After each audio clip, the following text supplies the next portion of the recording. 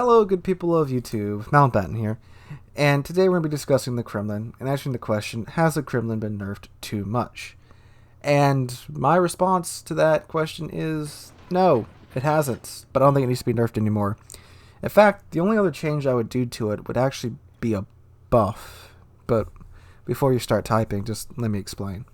So, I'm going to go through a couple of points in this video and just elaborate my thoughts on them and explain my position to you guys, because Kremlin is still a very strong ship in my opinion, but there is one change that I would do to it that would help it out a lot and kind of solidify what it's supposed to be according to Wargaming themselves. So I'm going to run through this list real quick, and then you guys can let me have it in the comment section. So here we go.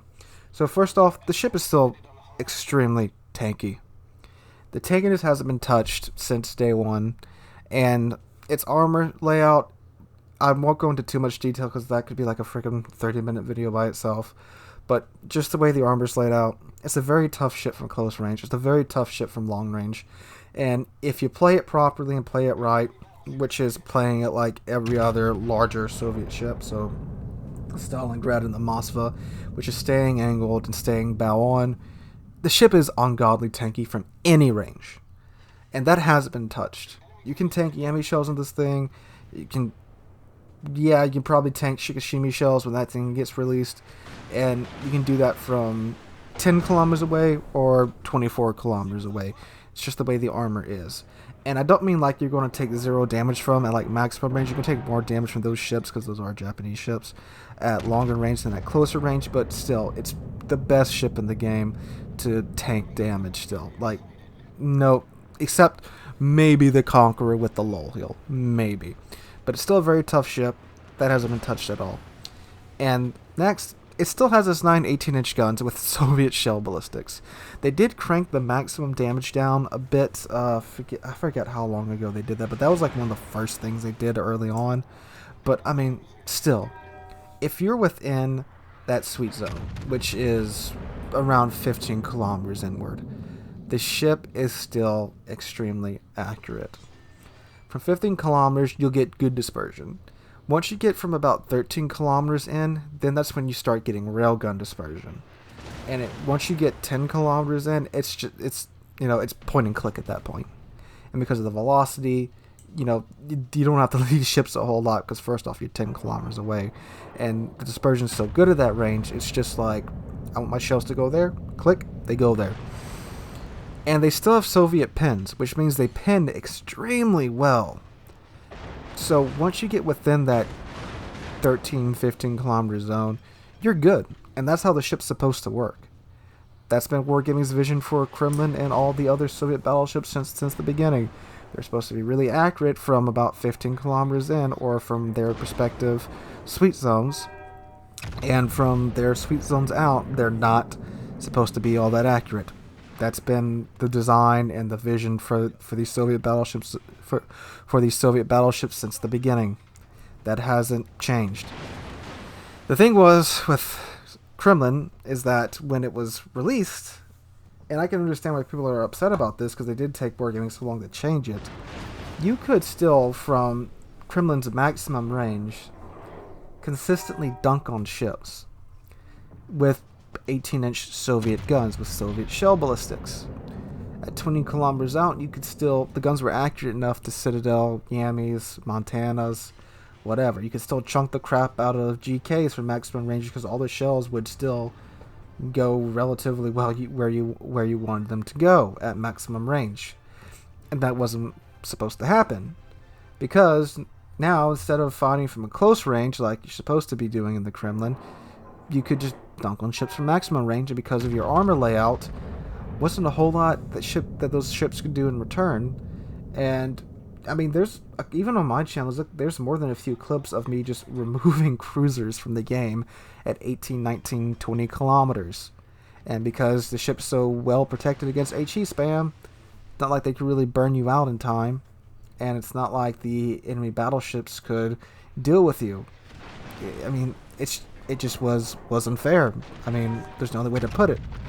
And since they've messed with the dispersion, I have noticed that from within the sweet zone, there's been a lot more of shotgun dispersion, which is, like the Roma almost sometimes, where, you're 11 kilometers away, and this, I had some really good clips of this in the Kremlin, in the last Kremlin nerf video, where at 11 kilometers, the shells were still going all around the ships. That, I don't think should happen. Because you are taking that risk of getting within 13, 12, 11, 10 kilometers of an enemy ship. You're taking that risk, and your reward in the Soviet ships is good dispersion. So I think that the shotgun dispersion, whatever, from 10 kilometers in should be just gone. And I think that on every tier 10 battleship. Just because, these are tier 10 ships, supposed to be the pinnacle of their line's technology. There's no reason any of these ships should be missing shots from 10 kilometers inward. They just shouldn't, in my opinion. And that is the one thing I would buff about Kremlin, is just get rid of that shotgun dispersion from within around the 13 kilometer sweet zone, because you're taking that risk in a ship that's very large, very unmaneuverable. And yes, it does have good torpedo protection, but when you get that close to an enemy ship, be it a battleship, a cruiser, whatever, any destroyer can come around the corner and just throw their torpedoes into you, and you're done. And you're taking that risk. And reward in the Soviet ships is supposed to be good dispersion. So it kind of sucks when you take that risk, and okay, I'm in the Kremlin, I know that my dispersion is going to be really good, and you're depending upon that to help you out in that situation, and then RNG just says, no, you're going to miss most of your shots, and you're screwed. I don't think that's fair. That should not happen anymore. How do you fix that? I don't know. I'm sure. I mean, it was fine before, and it doesn't seem like it's a Sigma thing, because they toned the Sigma down by 0.1 before, and the dispersion. At longer ranges, you weren't connecting as many shots, but you're still connecting shots. But at close range, you didn't have any hint of those salvos. But when they cranked it down by another 0.1, suddenly we're having these really, really wonky dispersions now. I doubt 0.1 of a Sigma change would cause that. It doesn't make much sense in my mind. So I think there's maybe been a couple of hidden nerfs to the Kremlin as well, and a couple of people in the comment section agreed with me there on that one. And whatever happened needs to be undone, because that's just completely ridiculous in my opinion. But still, the ship's still strong, and a couple other things. It still has the most HP in the game, despite GK being larger than the Kremlin, and it still has decent AA. Now the AA, I never had a problem with the AA, because the Kremlin didn't have any type of catapult plane. So when it came out, it had 100 base AA. I was kind of like, what? At first, but then I realized there's no catapult fighter. And that catapult fighter, a lot of times, that's your best friend in a battleship when you're trying to deal with carriers. Because that catapult fighter, that can save you a lot of times. It saved me plenty of times in GK and Montana and any ship that has it. Because it can easily wipe out a whole squadron. And when you've got some Haku dive bombers coming on you, that little catapult plane, that is your best friend to try and deal with that. And Kremlin doesn't get that. So that takes away Kremlin's ability to just completely remove a squadron from the sky. So when it had 100 AA, I understood why. That was never a big deal with me. But it still has stronger AA.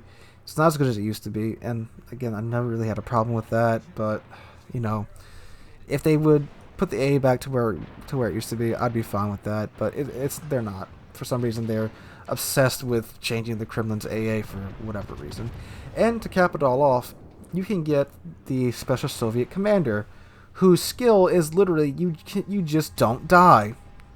Yeah, you get a second chance. You get Will to Victory, where you get a free damage con and you get a free hill. So you just literally just get to choose not to die. Oh, speaking of Soviet damage cons, I almost forgot to talk about that. It does get the Soviet damage con, which is one of the best damage cons in the game. Because in most situations, if you really think about it, and especially if you're a person like me who holds their damage con, you really don't burn through more than, well, used to be, you definitely didn't burn through more than 5 damage cons in a game. But now, you may burn through 5 damage cons every now and then. And in Kremlin, you get 5. You get 6 if you have Kutuzov, because you get a free one when you go below 10% health. And I gotta admit, in the Soviet battleships, I still usually have 1 or 2 left over by the end of the game. So, but that's me. I'm an old school player. I used to hold my damage cons for like 2 or more fires minimum. But still, it's a very good damage con. Cools down extremely fast, even though it is limited. And again, Soviet battleships are some of the best battleships to deal with HE spam, and the Kremlin is the tier 10 Soviet battleship, so it is, again, by far the best ship in the game to deal with HE spam. So all those points leads to a very strong ship still. Again, and just in wrapping up, the only thing that I would buff is that shotgun dispersion at close range. That shouldn't be a thing, because again, you're trading off, getting in close, not staying from 15 kilometers away. You're moving in close, under 10 kilometers away to go brawl. You shouldn't have shotgun dispersion at that range. It's kind of silly. I mean, again, on any tier 10 battleship, I think that just shouldn't be a thing. So Kremlin's still a very strong ship. If you're grinding for it, you still have a very good ship waiting for you there. Even in its current state of very wonky dispersion, I'm still doing very well on the ship. It's not hard to get 120, 130,000 damage games in the ship pretty easily. And if you really go for it, you know, I've gotten... My kill record currently is still in Kremlin at 7 kills. It tied with the Dunkirk. I know Dunkirk's a very strange ship to get 7 kills in, but that was my previous ship that set that record. And I've come very close to beating my damage record in the Kremlin. I haven't passed it just yet, but it's still a very strong ship. It's still a very good ship, and it's still a very unique ship. That was another argument that a couple of people made in my last Kremlin video, where they said, "Oh, everyone wanted the Kremlin to be nerfed, just wants all battleships to be the same, and they want it just to be like every other battleship." And I got some news for you. Every battleship, especially every tier 10 battleship, is very unique. If you look at the Kremlin and look at the Kurfürst, their playstyles, which is brawling, you know, they have the same playstyle, but they are 2 very different ships. All the tier 10s are very unique, and each blind has their own unique flavor and playstyle, and I don't know where those arguments came from, but hey. Anyway, guys, that's what my opinion on the Kremlin currently is. Let me know yours in the comment section down below. Hope you're having a wonderful... whatever day this comes out on, because I don't know what day this is going to come out on. Whatever day it is, hope you're having a wonderful time. Hope you're staying healthy and isolated away from the world and enjoying our pixel boat game now that we're all stuck inside. Anyway, guys, hope you enjoyed the video. If you did, please drop a like, leave a comment, and subscribe. We are on our way to 10,000 subscribers. We're getting very close to that goal. We are getting close to being under 400 subs away from that goal, and I cannot thank you guys enough for that. Anyway, guys, again, hope you have a good day, and I hope to catch you guys in the next one.